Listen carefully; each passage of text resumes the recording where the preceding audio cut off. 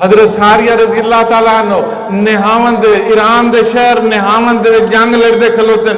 پچھلے پاسوں انہاں دی فوج نے پہاڑ دے اتو حملہ کیتا فاروق اعظم جمعے دا خطبہ دیندے پین مدینہ دے وچ 1000 میل دا سفر ہے خطبہ دیندے کھڑے ہو گئے یکدم اٹھی کے فرمایا یا ساریۃ الجبل اے ساریہ پہاڑ والے پاسے ویکھ مہینے تو بعد ایک بندہ آیا تو اس نے آکے آکھا جناب فتح مبارک ہوئے نہامن فتح ہو گیا فرمایا کیویں ہویا آکھنے لگے فوج سر تے چڑھ آئی اچانک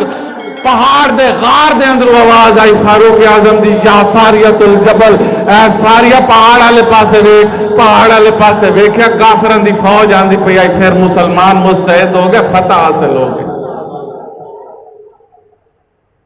مدینہ پاک دے زلزلہ آیا آپ نے کوڑا آپ دے ہاتھے چوندا کوڑے نو زمین دے اتے ماریا فرمایا زمین کیا خطاب دا بیٹا تیرے اتے عدل نہیں کریں دا کہ تینوں اس طرح ہلن کی ضرورت پیش آئیے اور پھر سیرت نگار لکھ دیں 1400 سال گزر گئے آج تک مدینہ پھر زلزلہ نہیں آیا تو پہاڑ دے وچوں ایک جگہ تو آگ نکلی لوگوں نے آکے دسے حضور آگ نکلی پہاڑ چو فرمایا میرا کمیز لے بنے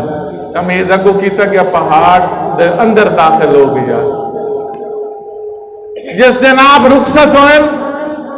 300 یتیم مسکین اور بزرگ دروازے تے آ گئے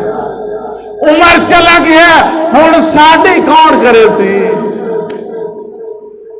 ساڈے گھروں نو کون صاف کرے سی سانو پانی کون بھر دے سی او سانو وظیفے کون دے سی فرما دین نبی دا وانگ یتیم روے تے کرلاوے کتھوں لیاواں میں عمر بہادر جڑا روندیاں نو گل لاوے آپ فرمیندے ہوندیاں